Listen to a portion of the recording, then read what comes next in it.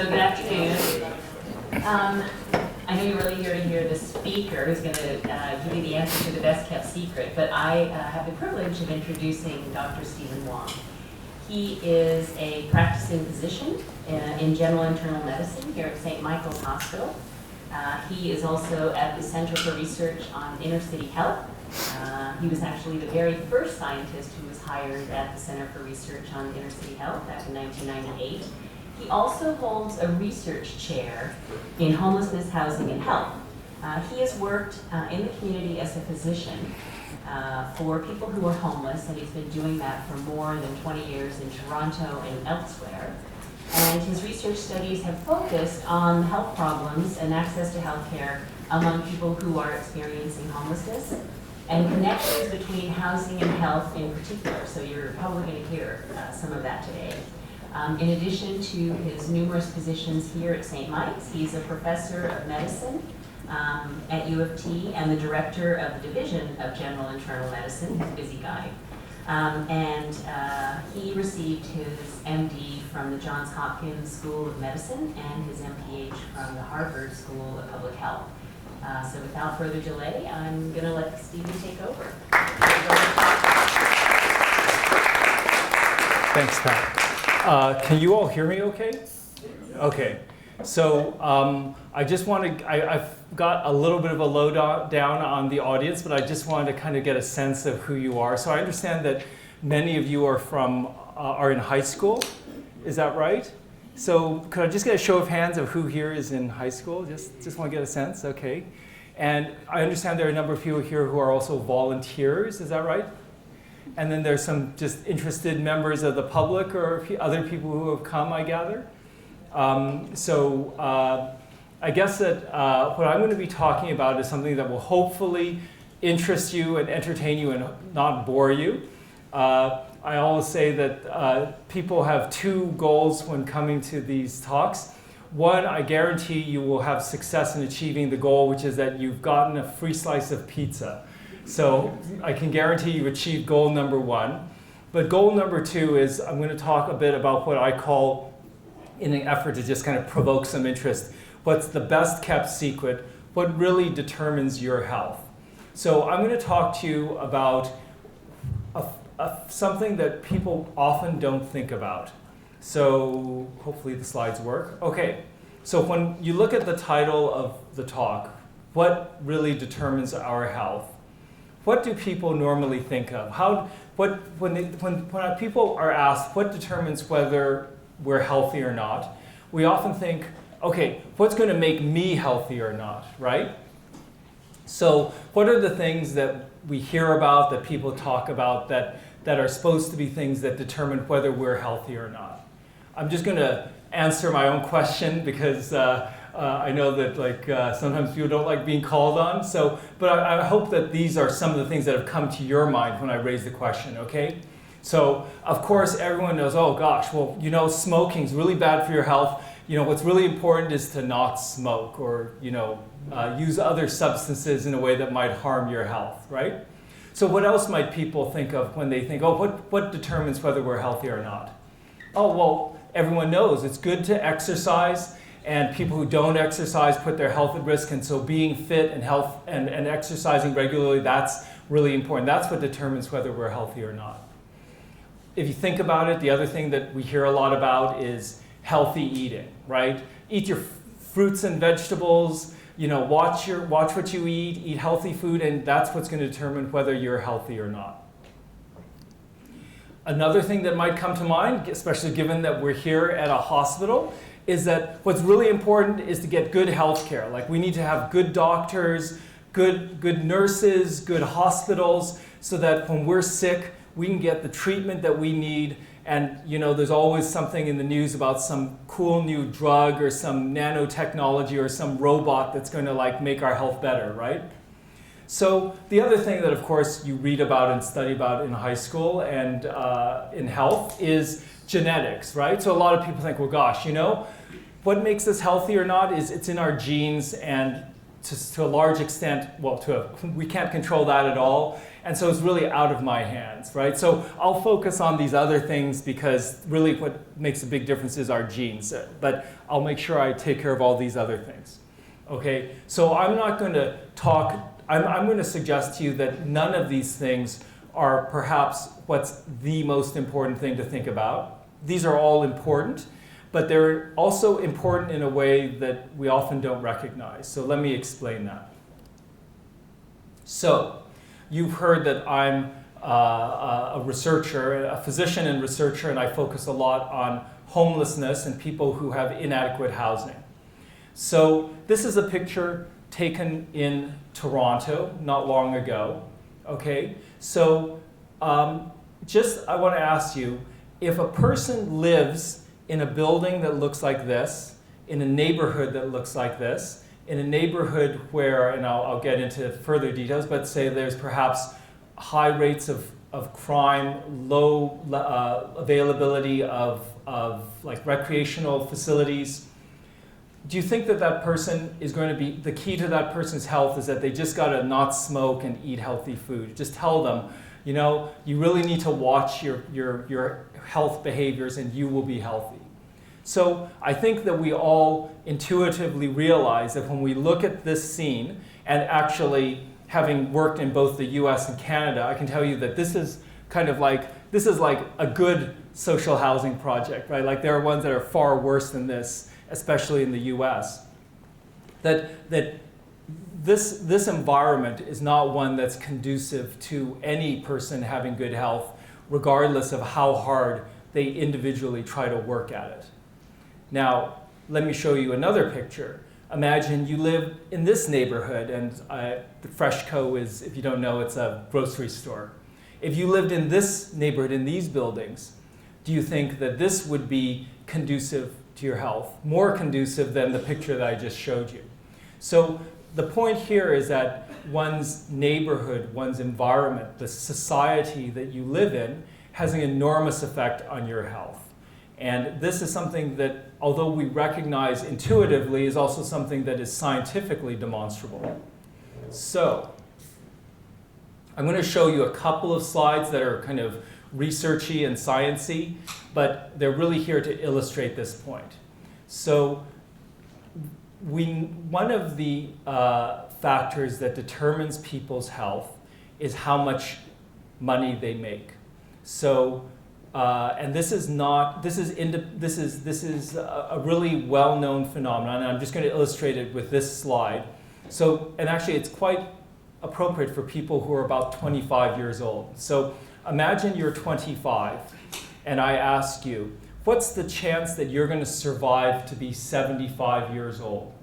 Okay, so this slide actually gives you that answer, and so let me just walk you through it. So first of all, it matters if you're a man or a woman. And remember, I mentioned that genetics is an important factor here. Women live longer than men on average. So if you're a woman, you're more likely to live to 75 than you're a man, if you're a man. And you can see that on the right-hand side, the women, this is their chance if they're 25 that they'll survive to 75. You can see that the women overall have a much higher chance than the men. So let me orient you to the colored bars now. So the average Canadian, is my arrow showing there? Yeah, it is. So the average Canadian is this kind of light blue bar. So if you're the average Canadian, you have about a 65% chance of making it to age 75. If you're the average Canadian woman, then you have actually about an 80% chance compared to men, which is about a little bit less than 70%. Now, the white bar shows what's your likelihood of making it to age 75 if you're in the richest fifth of Canadians, so the top 20% of Canadians. And you can see that it's actually significantly higher. The men now have a 70% chance of making it to 75, and the women about an 85% chance. Much better than if you're the average Canadian. If you're the lowest income or lowest 20% of income earners in Canada, you're actually this darker blue bar. So actually you can see that there's a gradient. So it's not that the rich have a huge advantage and everyone else is equal. The gradient is across the income spectrum. So the greater your income, the longer your life expectancy. Okay? And the dark blue bars relates to my work, which is with people who are homeless and marginally housed. And what you can see is that their likelihood of making it to age 75 is incredibly low. If a man in Toronto is living in a shelter or homeless or in a very marginal housing situation, they have only about a 30% chance of surviving to age 75. And to put that in perspective, that's like hopping into a time machine and going back to 1929 before we had any of the effective medications or treatments that we have now for illness. It's before we had antibiotics. It's before we had any drugs to treat tuberculosis. This is like going back to essentially, the pre-modern era of medicine almost. And that's men now who are homeless or marginally housed. So this slide is really just there to illustrate 2 points. One, that income is a huge determinant of health, and also that, that housing is another factor. Now, I just want to point out one thing. You might look at this slide, especially if you're a high school student, and say, well, the point of this slide is that I should try to make as much money as possible. And before you draw that conclusion, please hear me out to the end of the talk, because I think it's really important that we not draw simple conclusions from this.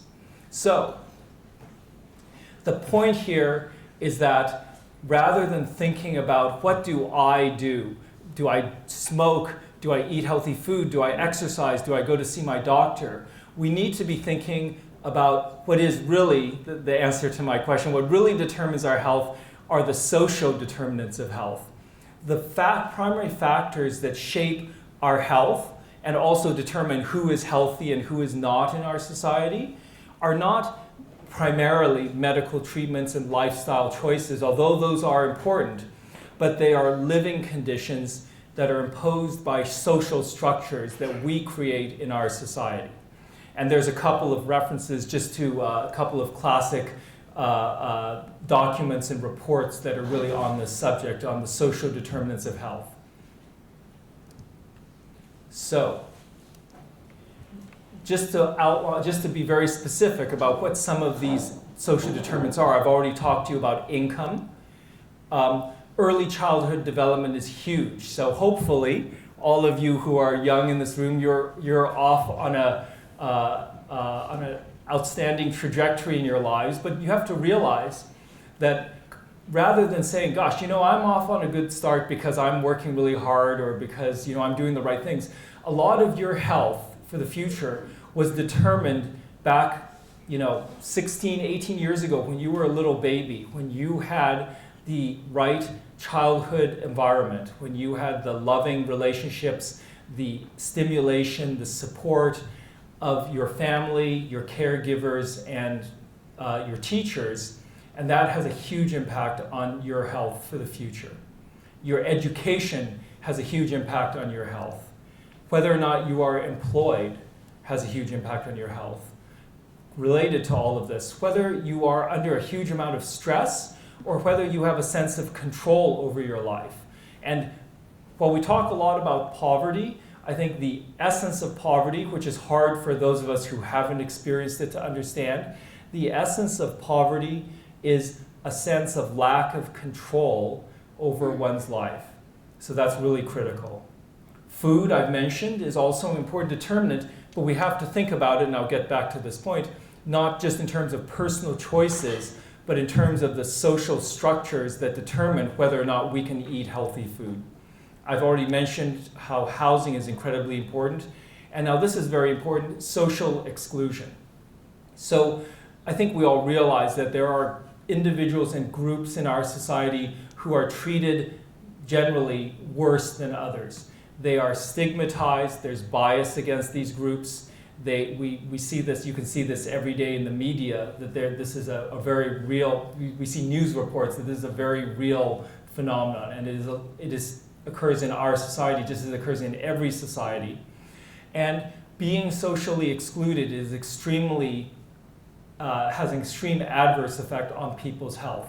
Again, hard for people who haven't experienced it to imagine, But again, going back to the high school example, I think we all know, and high school is kind of a microcosm of society, that there are people who are the ins and there are people that are the outs, right? And the people that are the outs in our society are often treated quite badly, and often this has a real serious adverse effect on how they feel about themselves, and it has an adverse effect on their mental health and their physical health.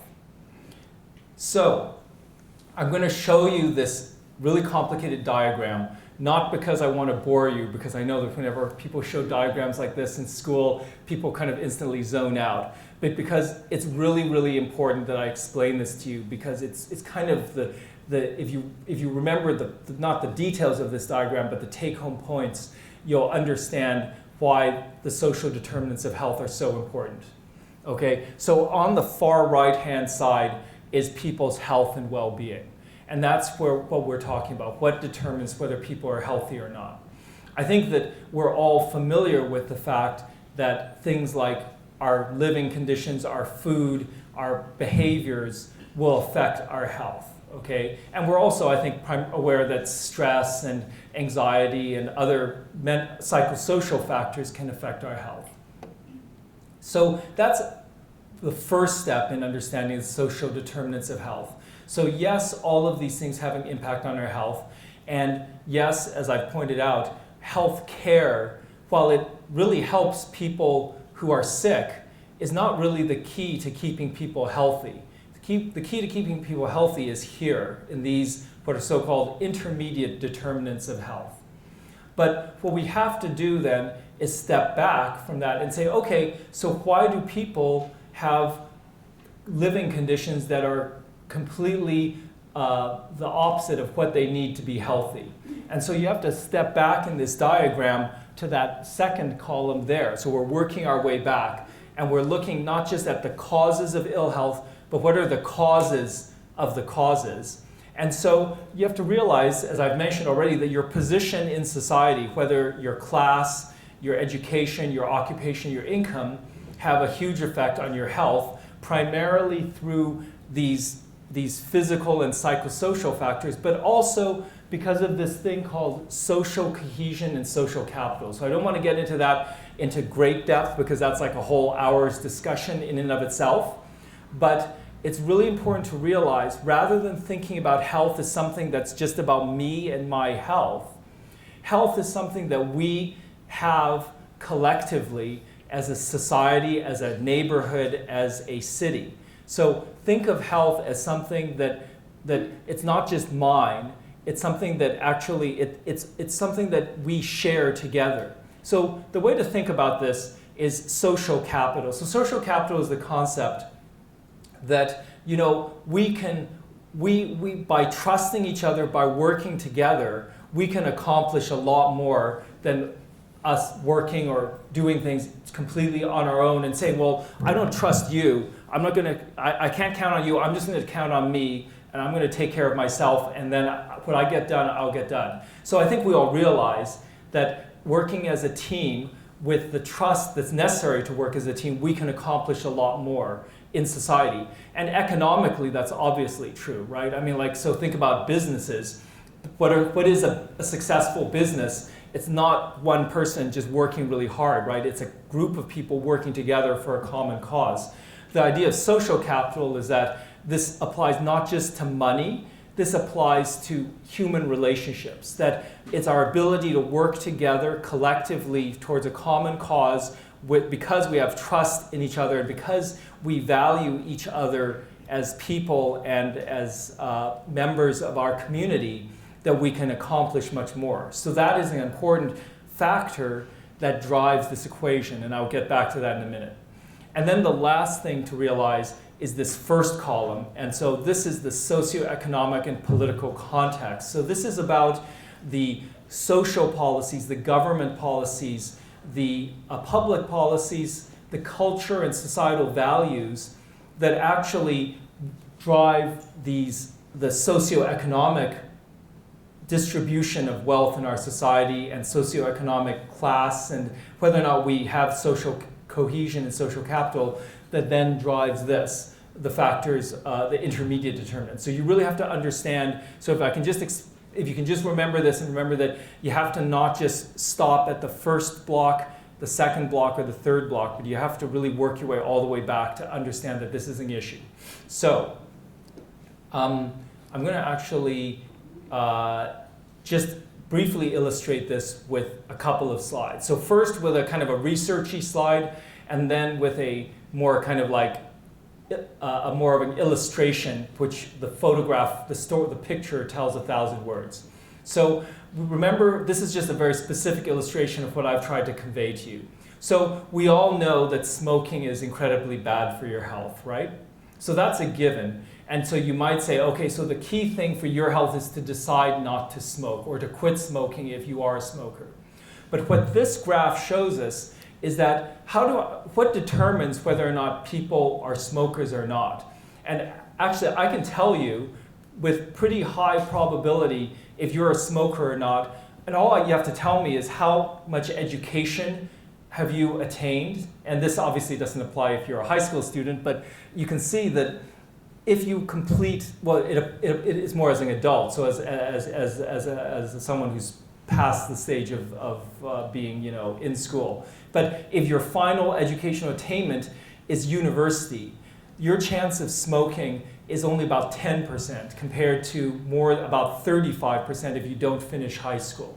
So, that's a huge spread. That difference is enormous, and I can tell you, how likely you are to smoke just by knowing what's your education and what's the status of your occupation.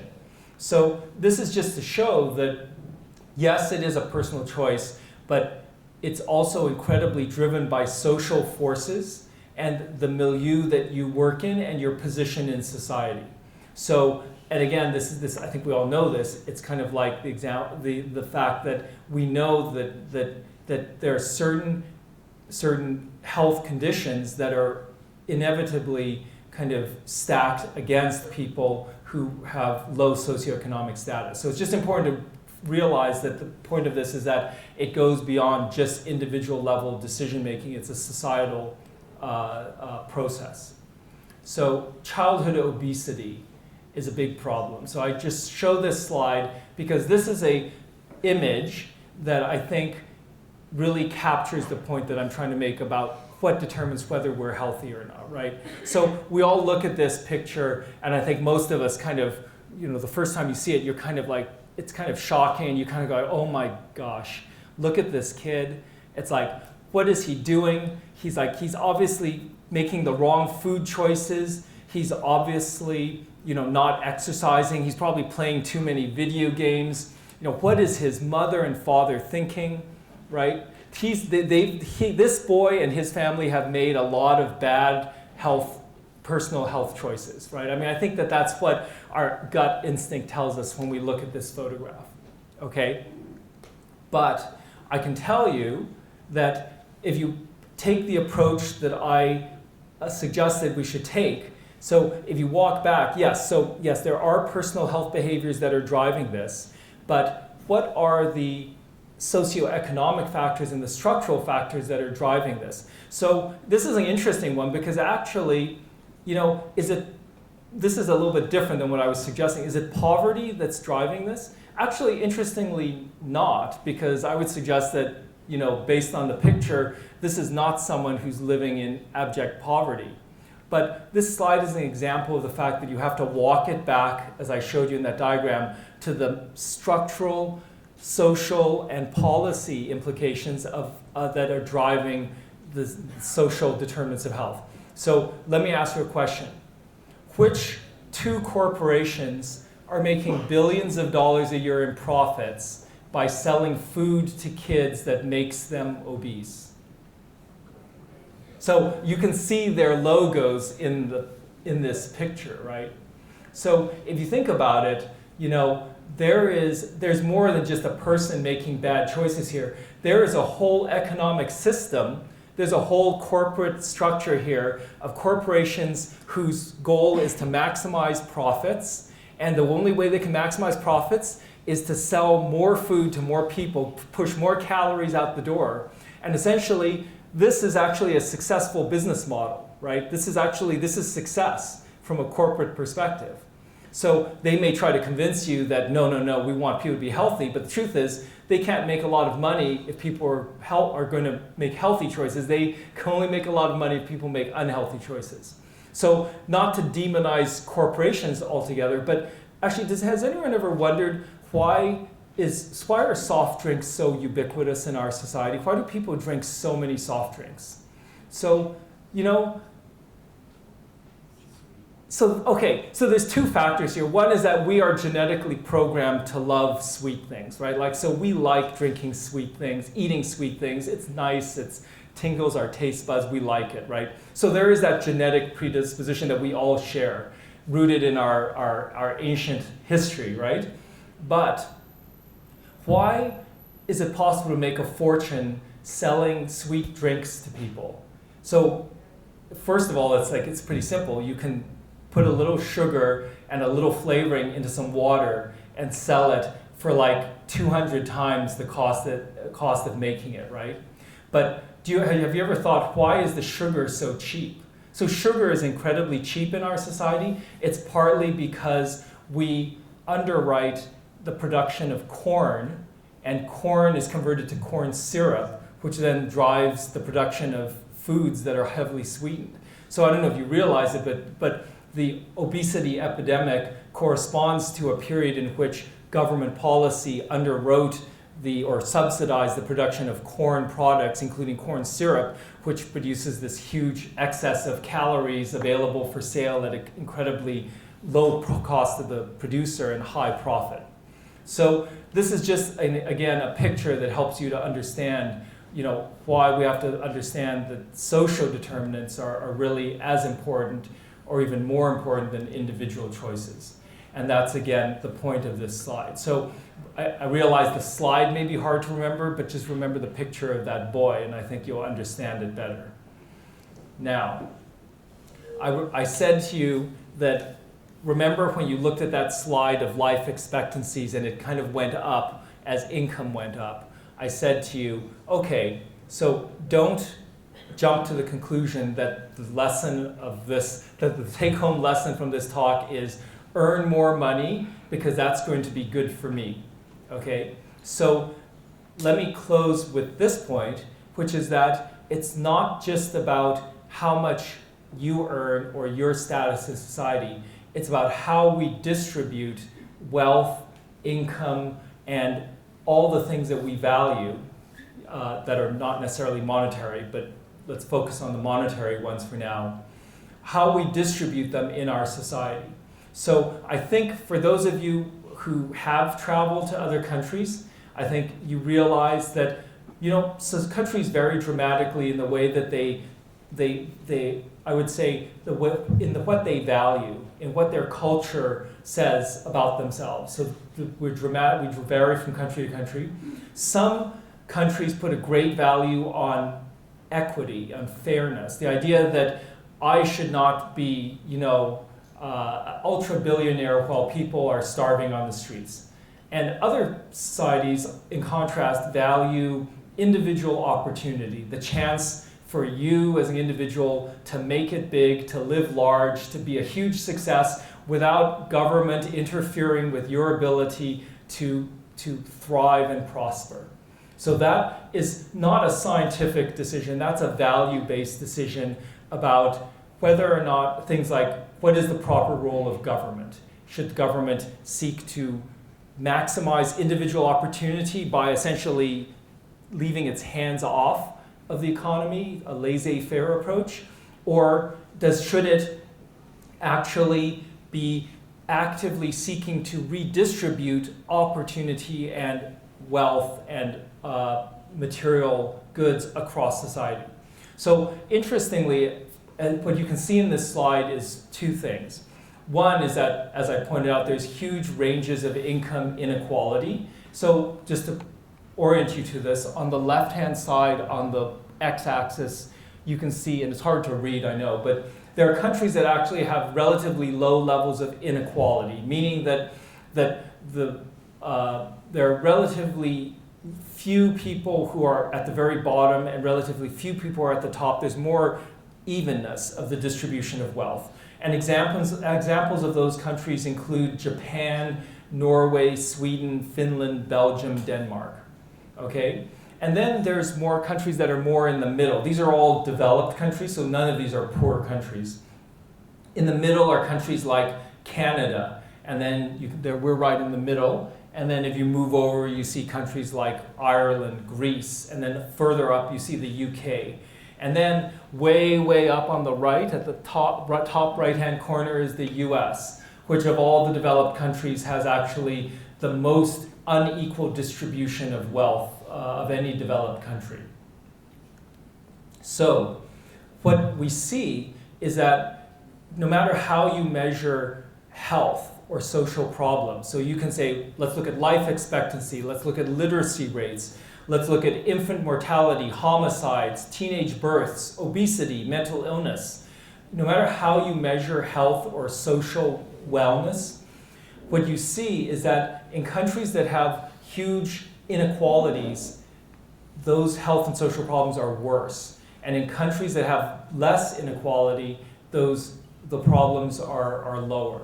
And so it's important to realize that it's not just about, again, at an individual level, how can I be more wealthy, but how can we be more healthy as a society? And what the evidence shows us is that more equitable, more even distribution of wealth promotes health for everyone. So, and if you think about this, it's very interesting. So even wealthy people tend to be healthier in countries that are more evenly distributed than countries that have huge inequities. And so again, let me just kind of give you an example of this. If you live in a highly inequitable society, and some of you may have traveled to countries like this, and you're a really wealthy person, what is your life like?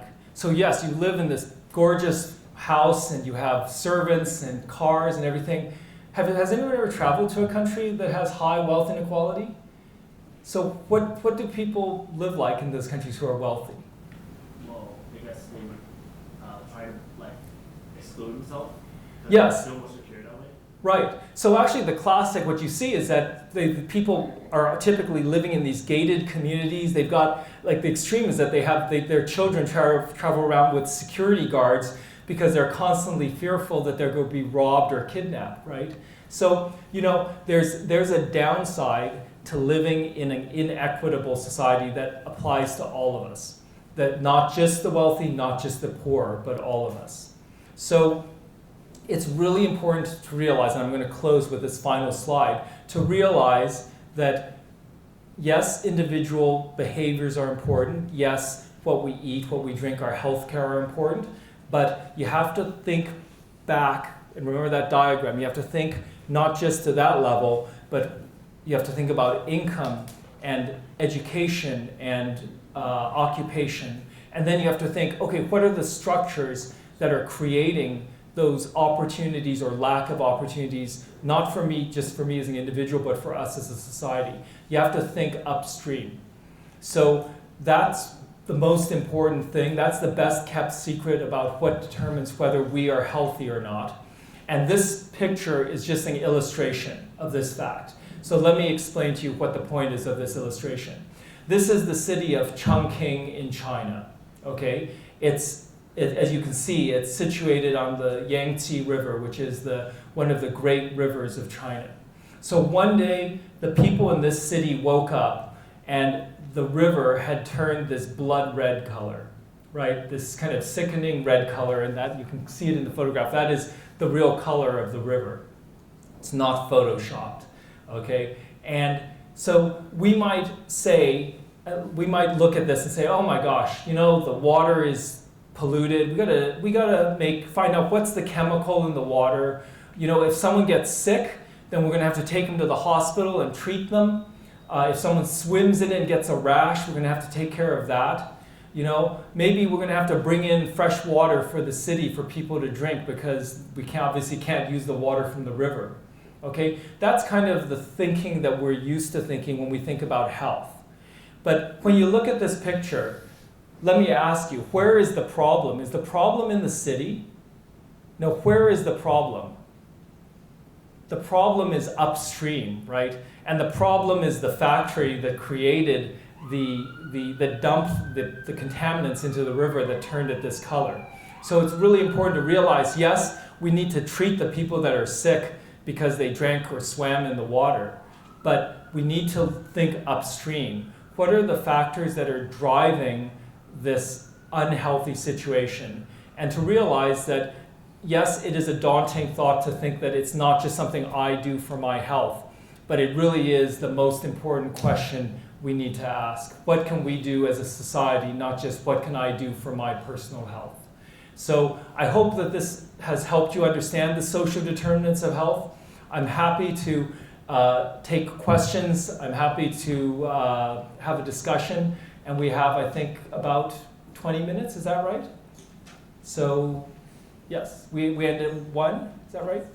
Okay, so are there any questions or comments? Please. Yes? Yeah, a couple of things. Given all of these best kept secrets, I'm a little bit perplexed or perturbed that federally and in Ontario, we have majority governments that have adopted a track record of austerity policies. That's one thing. And the other thing, you talked about subsidies to the corn industry, for example. Well, they are social determinants, of course, and you can have a hands-off government, but when the government is actually using our taxpayer money to fund the production of sugar, to fund the Alberta tar sands, which create water the same color as this river, and they're getting elected with majorities, that's a problem that needs to be addressed.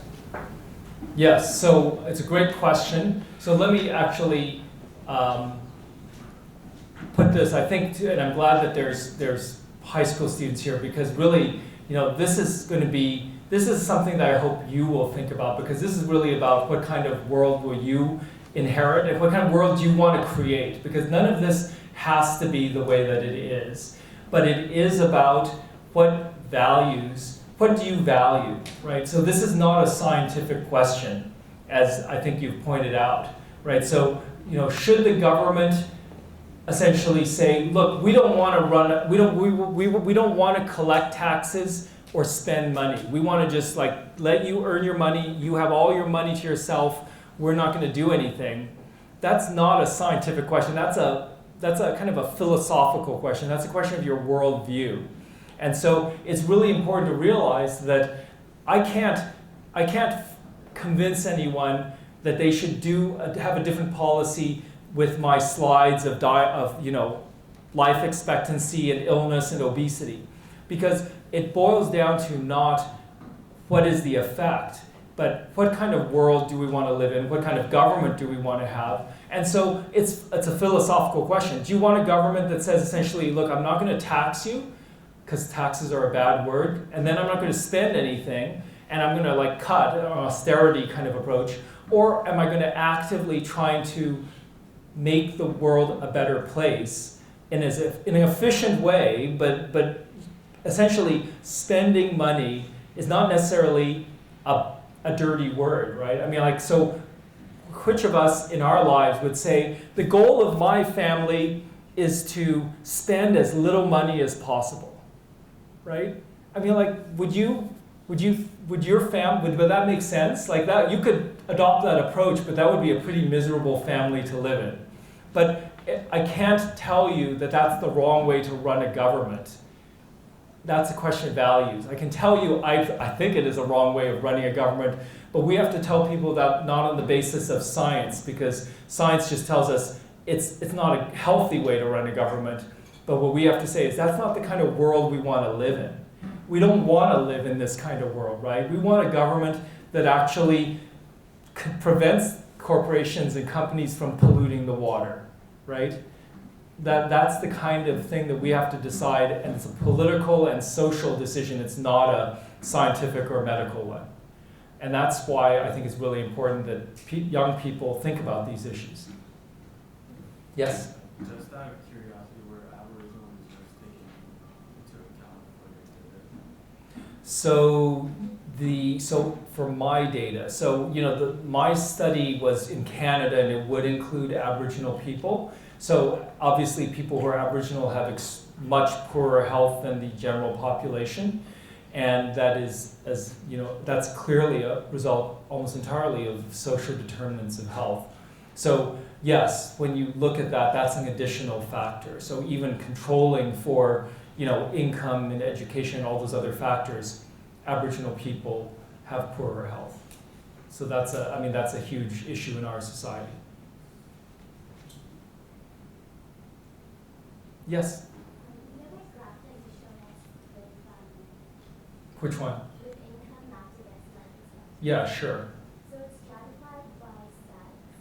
Yes. And the question is, why is the gradient steeper in men than it is in women? That's a great question. So the gradient is steeper in men than in women, presumably because, so I don't have an absolute answer, but I think that the social determinants of health take, have a certain kind of toll on men and on women, and it's different. And I think the toll that it takes on men is more likely to affect their life expectancy. So let me put it this way. Men who are marginalized, disadvantaged, poor, they'll often engage in behaviors like smoke, drug use, alcohol use. They'll be in an environment where they're more exposed to violence, and it's more likely to shorten their life, to result in early death. Whereas women, I would argue it takes a huge toll on women, but it doesn't necessarily do it in a way that cuts their life quite as short, quite as early. And I think that relates to just the way that men and women perhaps respond a bit differently to deprivation. Also the way our society perhaps is more kind and considerate to women. I think that, I think that if you had a thought about how do we treat poor women compared to poor men, I think that the poor women would generally the low-income women would generally be treated better or have more kind of, buffering things that might protect them more. Yes, there's a question in the back. Would the fact that the male suicide rate be more than double that of women be counted in the statistic? Yeah, so suicide would definitely also affect this, right? So, and men commit suicide at higher rates than women. Does it affect it significantly? If you took suicide out, would it eliminate the male-female difference? No, it wouldn't. So this would still be there, even if you discounted suicide. So there's many factors that explain this, but no one thing explains it all. So there's not one factor that if you took it out, the men would be just like the women. And there is genetics. Like there's definitely, if you look at, I don't know if you saw the article about the world's oldest people recently. There are like these people, they're called super centenarians. They're like 115 and over. They're all women. So, there is a genetic advantage to being a woman. Other questions or comments? Yes? Sorry, have studies looked at what impact, or if any, do social outreach programs have, such as through YMCA or a local science club, that work with these vulnerable communities? So the question is there been a study of the effect of social outreach programs? So, there have been studies, not so much on life expectancy, but on health. And certainly there are examples of well-designed studies that have shown an impact. So the best example would be actually in the US, it's called Head Start. So essentially it's early childhood education for people who have low income, for the children in low-income families. And that kind of program has been shown to have positive effects in terms of adolescent health and educational outcomes.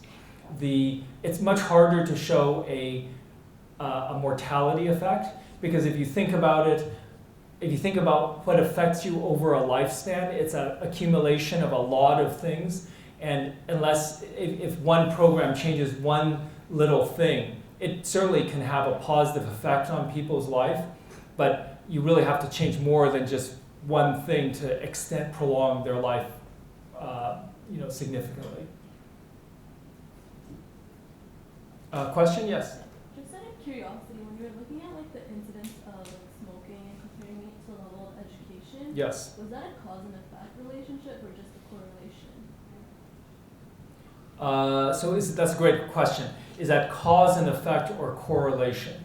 So the best way to determine cause and effect is to assign the possible cause and then find out if the effect turns out. So the best way to do this study would be to randomize all of you to either going to university or not going to university, and then seeing if those of you who were denied a university education based on my study were more likely to smoke. So we've never done a study that could actually show that. So there is actually good reason to believe that it is probably it's probably both, but there is definitely a causal relationship that giving people more education and will decrease smoking levels. So it's not just that it's correlated, but it's not a cause and effect. Yes, in the back. So based on the fact that the U.S. has the highest income inequality and that it also has the highest health and social issues, doesn't that suggest that that there needs to be a big change in the way society and a lot of things are run in order to solve these issues? Right, so I'll repeat the question. So given the fact that the US has high levels of income inequality and social and health problems, doesn't it call for essentially, I'm sorry, the last part of the question was for change, social change? Yeah, and is the change realistic? Like, is it accomplishable? Okay, so I would answer your first question as yes. So absolutely, there has to be change for there to be improvement.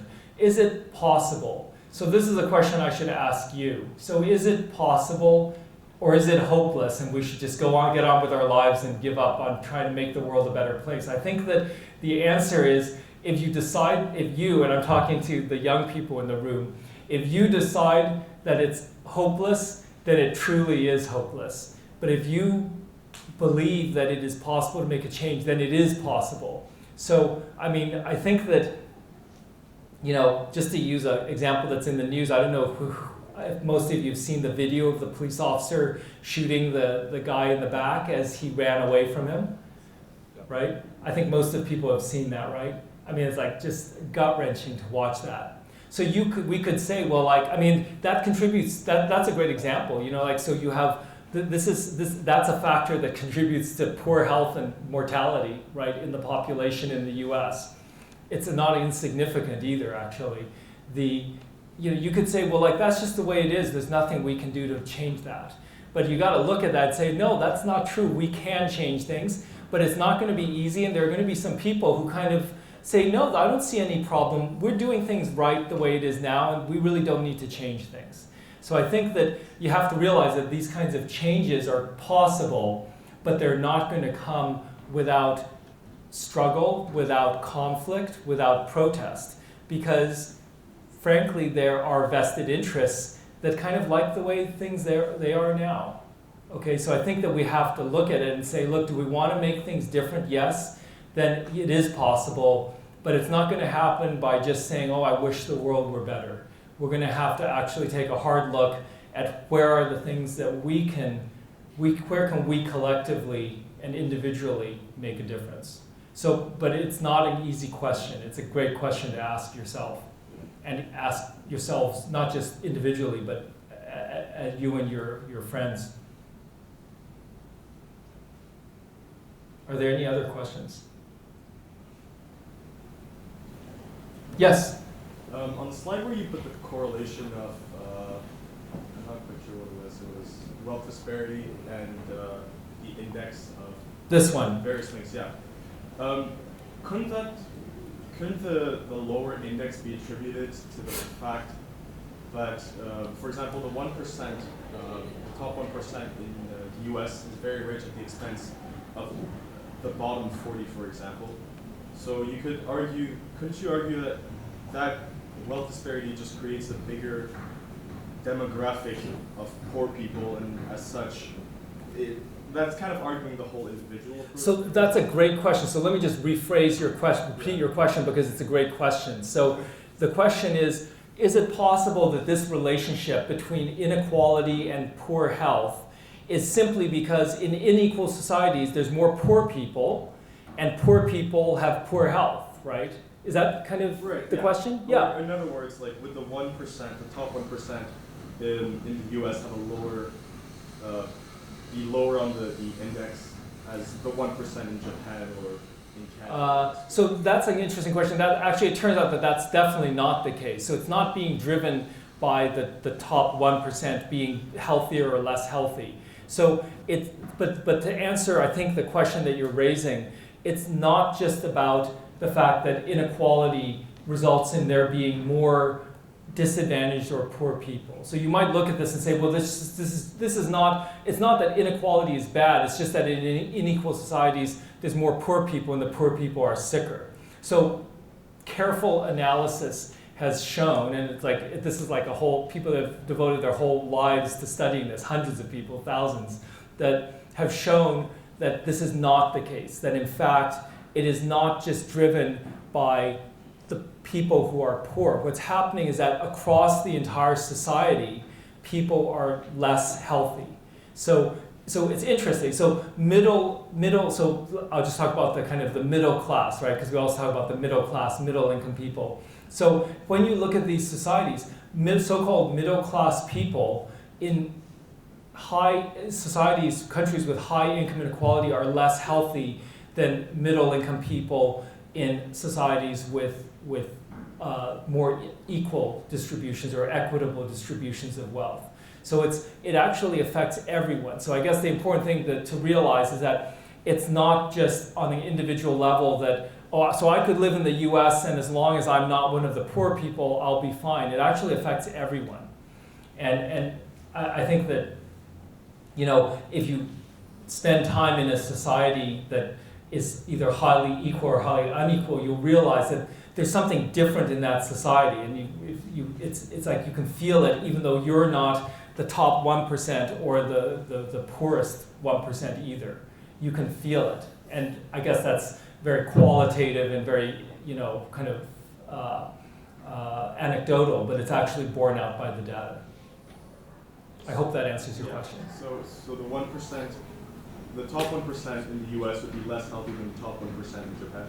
So, no, I'm not saying that actually. So actually that is something that no one has ever really studied because it's really hard to study the top 1%, right? So I think that, but I can tell you one thing, and raises a great point. There's a law of diminishing returns, okay? So it turns out that, yes, the more money you make, the healthier you will be individually. Okay, and the happier you will be, interestingly, because, I mean, I can tell you this because I work with people who are often very, very, very poor and disadvantaged. It's like, there's a huge difference between having to live on $12,000 a year and having to live on $25,000 a year. I mean, those are both low amounts, but it's a huge difference in terms of just being able to eat enough every day, okay?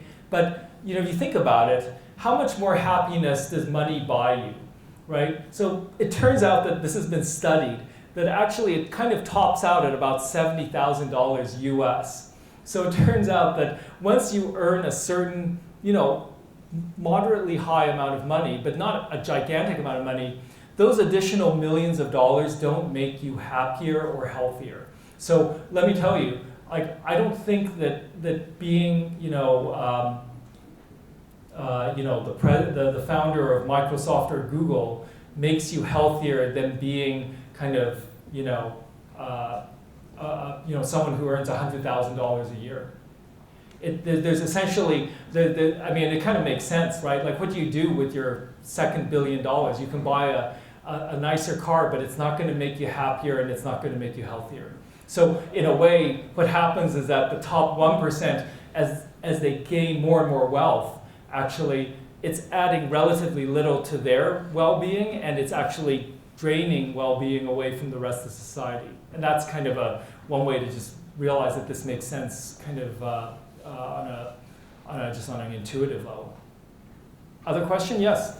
Although a lot of things are run or distributed by income levels, could it be argued that this is more a matter of just distributing services in general and not equitably just distributing income? So the question is this just a result of the distribution of goods and services based on income? So I'm saying, couldn't an increase in overall health be a result of a more equitable distribution of services in general and not just those related to income? Oh yes, so actually you're right. So that's definitely correct, that it's not just about what you can buy individually with your income, but what is available to you.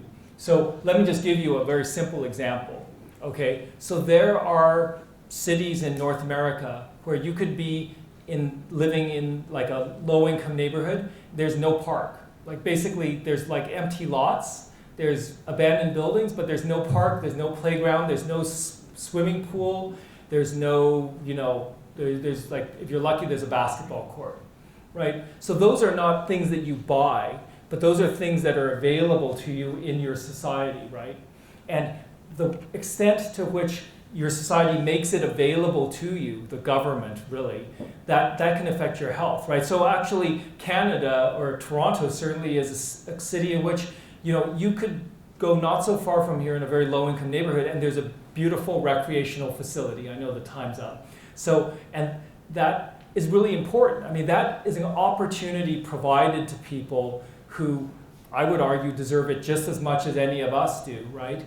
And having that available is perhaps more important than the ability to, that extra money to buy more food or whatever.